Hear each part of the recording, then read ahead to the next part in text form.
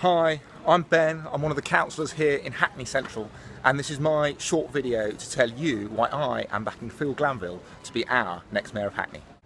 It's not just me that's supporting Phil, it's a great number of other councillors and local Labour Party members as well. If I had to put that down to anything, it's that Phil has delivered some great things. So here we are in Sylvester House with Phil, and Phil, it was about 2 years ago when you took over the housing brief that we came here. When we first came to the void here, it had been an office once when Sylvester House was a supported housing scheme, and you could still see on the notice board the kind of shift rota that had been there before it had closed.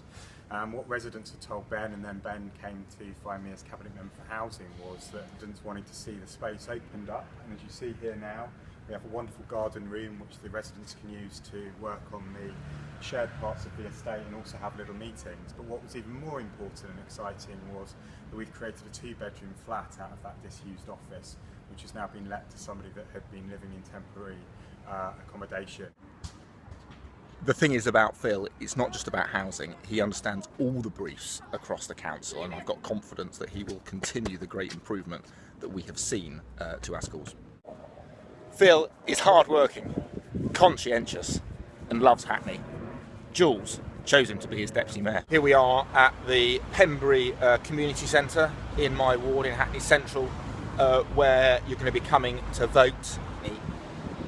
You undoubtedly will draw upon, your personal interactions and all your experiences in making your decision. But from my perspective, and having been able to watch and observe Phil over the last 8 years, it is the fact that he really deeply cares about Hackney.